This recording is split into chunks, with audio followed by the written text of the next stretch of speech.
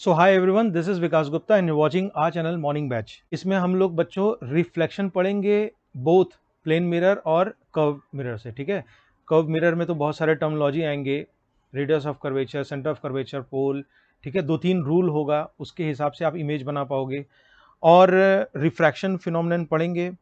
ठीक है, बहुत सारे नेचुरल फिनोमेनन पढ़ेंगे, जैसे कि स्टार्स का ट्विंकलिंग करना या रेनबो का बनना, कलर ऑफ द सन। ठीक है, सनराइज सनसेट, ये बहुत सारी इंटरेस्टिंग बातें हम लोग इस सीरीज में पढ़ेंगे।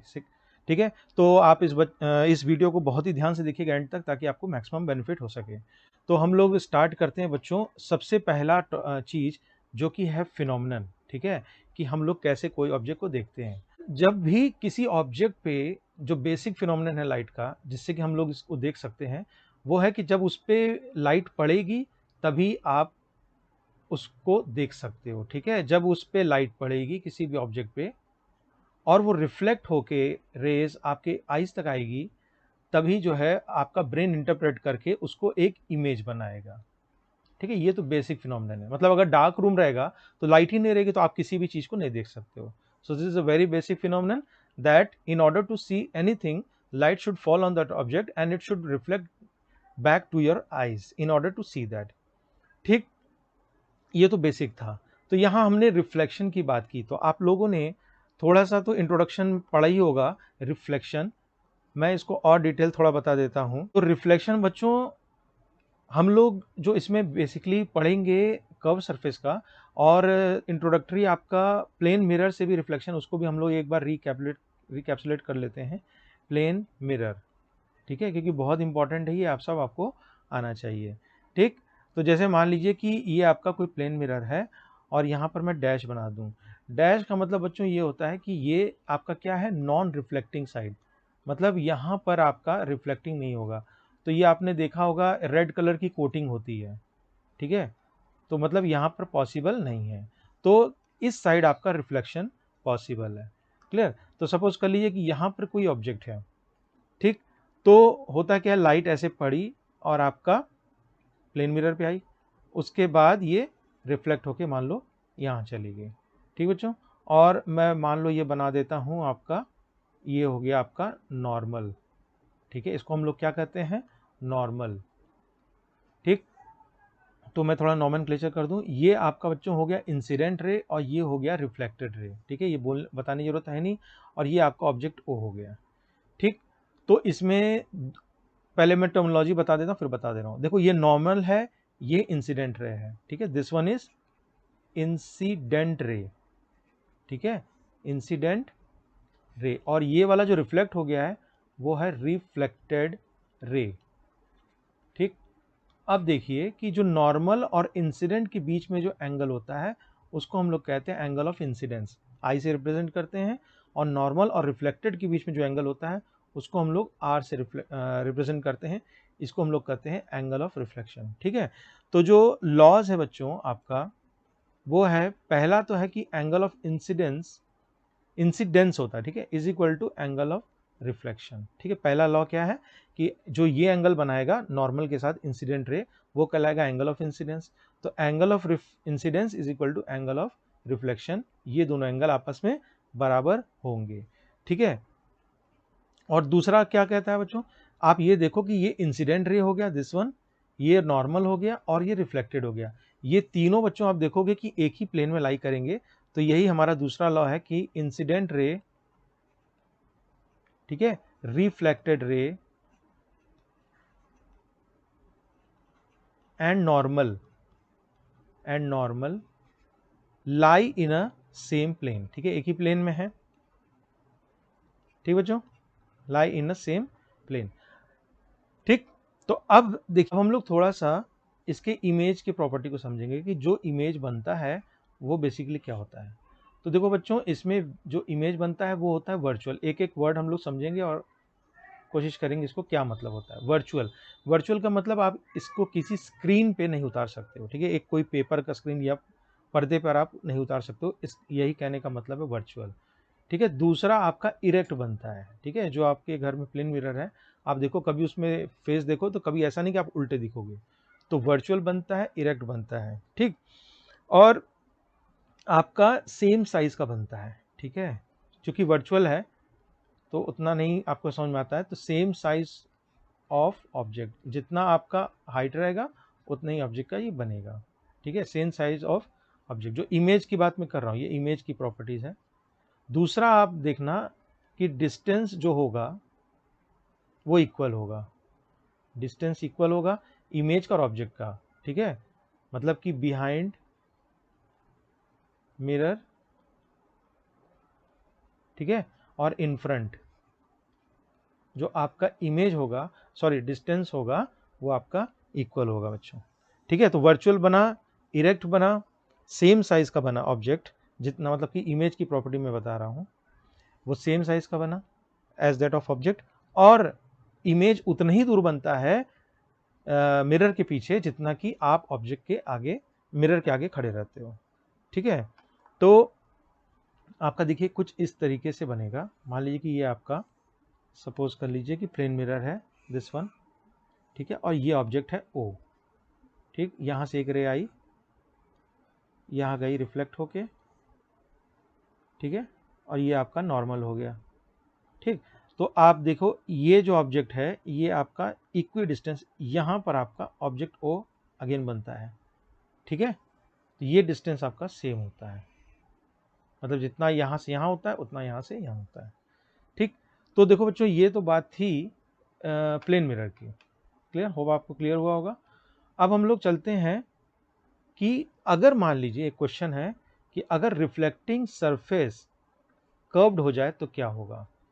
अभी तक तो क्या था, प्लेन मिरर क्यों कहते हैं, क्योंकि रिफ्लेक्टिंग सरफेस आपका क्या था, प्लेन था। तो अगर रिफ्लेक्टिंग सरफेस कर्व्ड हो जाए तो क्या होगा, ठीक है। तब दूसरी कहानी हो जाएगी, बहुत सारे केसेस होंगे, कुछ इमेज रियल बनेंगे, कुछ वर्चुअल बनेंगे, कुछ इरेक्ट बनेंगे, कुछ उल्टे बनेंगे, कुछ बहुत बड़े बनेंगे, कुछ छोटे बनेंगे, ठीक है। तो वही सब स्टडी करने के लिए तो हम लोग समझ रहे हैं। तो रिफ्लेक्टिंग सरफेस अगर कर्व्ड होगा तो हम लोग ऐसे ही मिरर को जिनकी रिफ्लेक्टिंग सरफेस कर्व्ड होता है उनको कहते हैं स्फेरिकल मिरर। और हम लोग अपने इस चैप्टर के दूसरे टॉपिक पे आ रहे हैं जो कि है स्फेरिकल मिरर, ठीक है, स्फेरिकल मिरर, ठीक बच्चों। तो स्फेरिकल मिरर पहले क्या हम लोगों ने समझा कि अगर रिफ्लेक्टिंग सरफेस जो होता है वो कर्व्ड हो, ठीक है। देखिए प्लेन मिरर का आपका ऐसे होता है, रिफ्लेक्टिंग सरफेस अगर कर्व्ड हो, मतलब यहाँ से मान लीजिए ये सब है, ये नॉन रिफ्लेक्टिंग, यहाँ से कहीं रिफ्लेक्शन हो रहा है तो वो आपका क्या हो जाएगा, आपका कर्व्ड मिरर हो जाएगा, ठीक। तो कर्व मिरर से बढ़ने से पहले कुछ टर्मिनोलॉजी है बच्चों, वो जानना बहुत ही इंपॉर्टेंट है। और उसके फिर ये सारे टर्मिनोलॉजी को बताने के बाद मैं 2 या 3 प्रिंसिपल हैं उसके, उसको मैं बताऊंगा तो आपको क्लियर होगा। हर इमेज आप बना सकते हो, चाहे वो आपका मतलब कि फोकस पे रखा हो चाहे इन्फिनिटी पे रखा हो, उसमें कोई दिक्कत नहीं आएगी। 2 ही 3 रूल है, उसको आप फॉलो करोगे सब हो जाएगा, ठीक। तो पहले हम लोग स्फेरिकल मिरर के टाइप्स को जानते हैं। स्फेरिकल मिरर के टाइप्स बच्चों आपके 2 टाइप के होते हैं। पहला होता है कॉनकेव मिरर, ठीक है, कॉनकेव मिरर, दोनों को मैं डायग्राम के साथ बता दे रहा हूँ, ठीक। कॉनकेव मिरर देखिए आपका कुछ, ये तो आपका कर्व्ड हो गया, ठीक है। जब आपका ये आपका नॉन रिफ्लेक्टिंग सरफेस हो गया, ठीक है, तो ये जो है ये साइड में आपका रिफ्लेक्शन होना है, इसी को हम लोग कहते हैं कॉनकेव मिरर। समझ में आ रहा है ना, मतलब कि जो प्रोट्रूड साइड है वो आपका डैश्ड है, मतलब ये क्या है, नॉन रिफ्लेक्टिंग साइड, ठीक है। तो ये हो गया एग्जांपल कॉनकेव मिरर का। इसमें आपका जो है नॉन रिफ्लेक्टिंग साइड, ये डैश मतलब नॉन रिफ्लेक्टिंग साइड है, ये इधर होगा, ठीक। दूसरा होता है आपका कॉन्वेक्स मिरर, कॉन्वेक्स मिरर, ठीक। इसमें क्या होता है बच्चों कि आप ऐसे ही बनाओगे डायग्राम, लेकिन आपका जो रिफ्लेक्टिंग सरफेस है, सॉरी नॉन रिफ्लेक्टिंग सरफेस, वो इधर होगा, मतलब जितने भी रिफ्लेक्शन फिनोमिनन है वो इधर होंगे, ठीक है। डिफरेंस आपको समझ में आ रहा होगा। देखिए जो इनर पार्ट है वहां पर यहाँ रिफ्लेक्शन हो रहा है, ठीक है, और जो ये आउट प्रोट्रूड पार्ट है वहां पर रिफ्लेक्शन हो रहा है, यही दोनों में डिफरेंस है। कॉन्वेक्स मिरर आपका ये हो गया नॉन रिफ्लेक्टिंग साइड, और कॉनकेव ये हो गया, ठीक। अब हम लोग जो है इसके टर्मिनोलॉजी को जानते हैं बच्चे, सेंटर ऑफ कर्वेचर हुआ, रेडियस हुआ, फोकस हुआ, फोकल लेंथ हुआ, ये सब जानना बहुत ही जरूरी है, ठीक बच्चों। तो सबसे सिंपल पहला आते हम लोग पोल, ठीक है। पोल क्या होता है, तो पोल बच्चों होता है जो भी रिफ्लेक्टिंग सरफेस है कर्व्ड, चाहे कॉन्वेक्स हो चाहे कॉनकेव हो, उसका जो सेंटर होता है, ठीक है, मैं मार्क कर दूं डिफरेंट पेन से, ये आपका कहलाता है पोल, ठीक है, और इसको हम लोग कैपिटल P से भी रिप्रेजेंट करते हैं। समझ में आई बात? चाहे कॉन्वेक्स हो चाहे कॉनकेव हो, जो सेंटर होता है कर्व्ड पार्ट का, उसी को हम लोग कहते हैं क्या? पोल, ठीक है। दूसरा आता है सेंटर ऑफ कर्वेचर।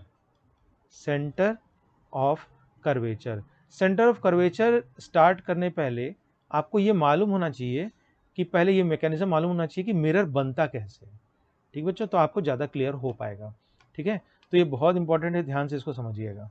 देखिए, मान लीजिए कि एक स्फेरिकल, समझ रहे हो ना, सर्कुलर नहीं, ये मान लीजिए कि स्फेरिकल ग्लास है, स्फेरिकल, ध्यान से देखना, स्फेरिकल ग्लास है, ठीक बच्चों, मतलब आपका ये 3D ऑब्जेक्ट है। 3D ऑब्जेक्ट समझ रहे हो, तो इसका कहीं ना कहीं एक सेंटर होगा, सी, समझ में आ रहा है? ये 3D ऑब्जेक्ट समझ में आ रहा है कि नहीं? जैसे बॉल होता है, तो उसी तरीके से ये स्फेरिकल ग्लास है, ठीक। अब इसका मान लीजिए कि आपने ऐसे ऐसे शेड कर दिया फॉर एग्जाम्पल, ठीक है, और इसको ऐसे काट के निकाल दिया, ठीक है, कट करके निकाल दिया, तो बताइए आपको क्या मिलेगा? ऐसे कुछ मिलेगा, ठीक है, ये वाला मिरर मिलेगा, ये देखिए, ये आपको मिरर मिलेगा कि नहीं? ठीक है, ये कौन सा मिरर मिला? आपका कॉनकेव मिरर, ठीक। Reflecting side, non reflecting side आपका पीछे, तो ये कॉनकेव मिरर मिला। तो अब देखिए, इस स्फीयर का जो सेंटर होता है, ये वाला, वही इस मिरर का भी सेंटर होता है, और उसी को हम लोग कहते हैं centre of curvature. Centre of curvature, बात समझ में आई?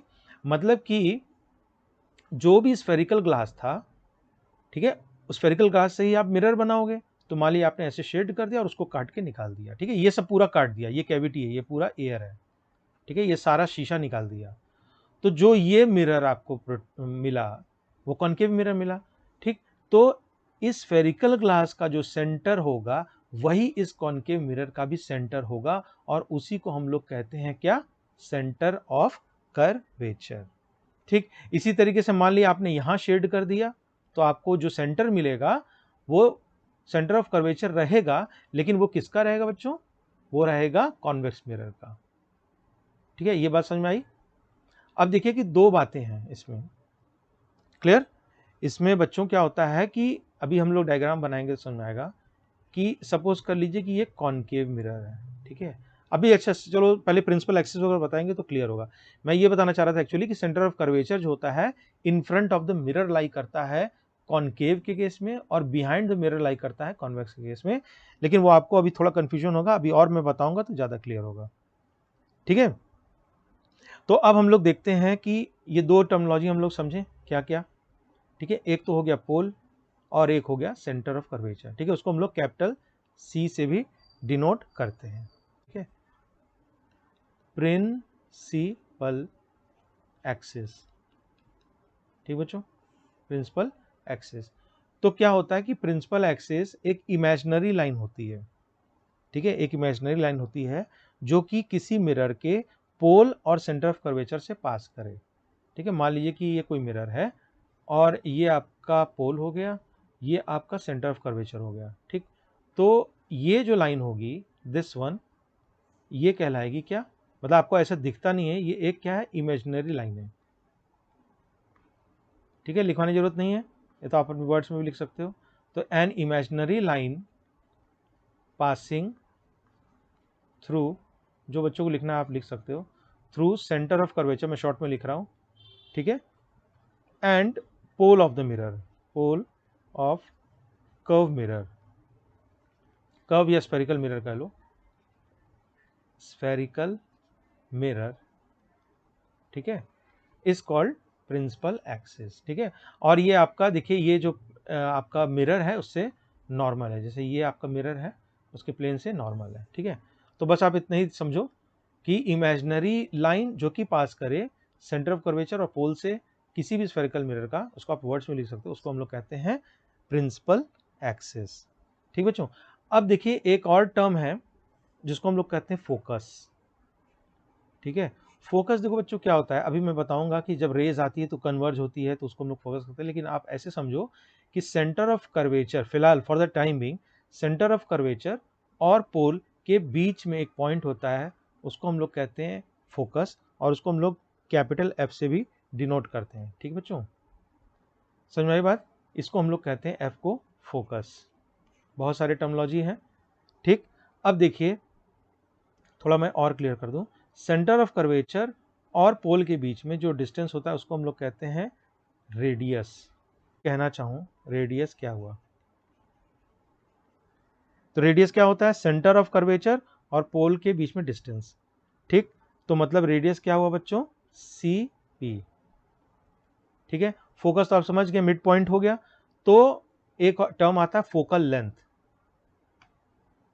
फोकल लेंथ, फोकल लेंथ, इसको हम लोग स्मॉल एफ से डिनोट करते हैं।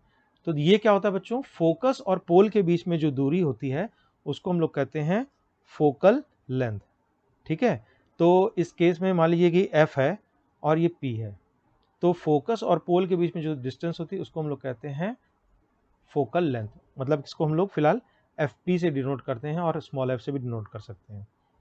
ठीक बच्चों, अब आप देखिए, ये चूंकि मैंने बताया है कि फोकस सेंटर ऑफ कर्वेचर और पोल के बीच में लाई करता है, तो आप इससे भी बता सकते हो, देखिए ये तो आपका फोकल लेंथ हो गया ना, इससे भी बता सकते हो एक बहुत ही इंपॉर्टेंट, वेरी इंपॉर्टेंट रिलेशन में हम लोग आ रहे हैं। इसमें एक नंबर में डेरिवेशन आपको क्वेश्चन पूछ सकता है। वो क्या है कि आपका जो रेडियस होगा वो होगा दुगना ऑफ फोकल लेंथ। ये बहुत इंपॉर्टेंट है, इसको आप नोट डाउन कर लीजिए। ठीक है, इस पर भी क्वेश्चन बन सकता है। कोई मिरर का कह दिया फोकल लेंथ इतना है, तो बताओ रेडियस ऑफ कर्वेचर कितना होगा या रेडियस कितना होगा? तो R is equal to 2F। ठीक, तो ये बहुत सारे टर्मिनोलॉजी थे। प्रिंसिपल एक्सिस मैंने बता दिया, pole, focus, focal length, centre of curvature, radius curvature. ठीक है, और इसके बीच में रिलेशनशिप निकाल दिया। ठीक बच्चों, तो ये बहुत ही इंपॉर्टेंट है। अब देखिए कि इस पे जो मैं अब बताने जा रहा हूँ वो 2-3 रूल है बच्चों, अगर उसको आप फॉलो करोगे तो दुनिया का कोई भी क्वेश्चन, इमेज बनाना होगा, इमेज फॉर्मेशन, वो हम लोग इसको आसानी से कर लेंगे इन 3 रूल के हिसाब से। ठीक है बच्चों, ये बहुत इंपॉर्टेंट है। 2-3 रूल है, इसको आपने समझ लिया तो चाहे रेडियस पे रखा हो, चाहे फोकस पे रखा हो, चाहे इन्फिनिटी पे रखा हो, कहीं से भी आप इमेज बना लोगे। इमेज का नेचर बता लोगे, इमेज का डिस्टेंस बता लोगे, वर्चुअल है, इरेक्ट है, अगर उल्टा है तो कितना कितना मतलब उसकी हाइट डिमिनिश्ड हुई कि हाइट एनलार्ज हुई इमेज की, सब आप बता लोगे। तो पहले देखिए, इसको मैं वर्ड्स में अभी नहीं लिखवा रहा हूँ, मैं आपको बता दे रहा हूँ विथ अ डायग्राम। अगर आप बोलोगे तो वर्ड में भी लिखवा दूंगा। ठीक, और इसी इमेज फॉर्मेशन के कंसेप्ट को हम लोग इंप्लीमेंट करके नेक्स्ट वीडियो में इमेज बनाएंगे। ठीक है, तो पहले मैं एक बढ़िया सा एक कॉन्केव मिरर बना देता हूं। ठीक है, आपका ये नॉन रिफ्लेक्टिंग साइड इधर होगा, ये आपका हो गया कॉन्केव मिरर। ठीक बच्चों, अब देखिए, ये मान लीजिए कि मैंने बना दिया आपका प्रिंसिपल एक्सिस। ठीक है, थोड़ा इसको मैं और बड़ा बना दूं, तो इसका नॉमेनक्लेचर कर दूं मैं, ये हो गया बच्चों पोल P से। ठीक है, ये डिस्टेंस हो गया मान लीजिए F बना दूं, और इसी से थोड़ा सेंटर ऑफ कर्वेचर बना दूं, और तो कुछ है नहीं। तो देखिए पहला रूल जो बच्चों कहता है वो देखिए ध्यान से, पहला रूल ये कहता है कि कोई भी रेस जो इमेज प्रिंसिपल एक्सिस के पैरेलल होती है वो आफ्टर रिफ्लेक्शन फोकस से पास होती है। ठीक है, मतलब क्या है कि जैसे मान लीजिए कि ये कोई रे जा रही है, ये गई, ये आपका देखिए ये प्रिंसिपल एक्सिस के क्या है, पैरेलल है। तो जब कोई रे इंसिडेंट, ये मान लीजिए इंसिडेंस रे, इंसिडेंट रे, तो जब कोई रे प्रिंसिपल एक्सिस के पैरेलल होगी तो ये नियम है, ये रूल है कि वो आफ्टर रिफ्लेक्शन फोकस से पास होगी। ठीक है, ये हो गया आपका रिफ्लेक्टेड रे। एनी रे which is any incident ray which is parallel to the principal axis after reflection passes through the focus। ये बच्चों पहला नियम है। ठीक, इसी तरीके से दूसरा नियम भी इसी तरीके से है कि कोई रे इंसिडेंट रे अगर वो फोकस से पास होती है तो वो आफ्टर रिफ्लेक्शन प्रिंसिपल एक्सिस के पैरेलल हो जाती है। ठीक, क्या कहता है दूसरा नियम कि अगर कोई रे फोकस से पास होती है इंसिडेंट रे, तो रिफ्लेक्शन के बाद वो क्या आ जाती है, और ये कन्वर्ज, उसका कन्वर्स ही है थ्योरम प्रिंसिपल, वो आफ्टर रिफ्लेक्शन क्या हो जाती है बच्चों, प्रिंसिपल एक्सिस के पैरेलल हो जाती है। मतलब आप ये अब आप क्या हो गया, रिफ्लेक्टेड हो गया।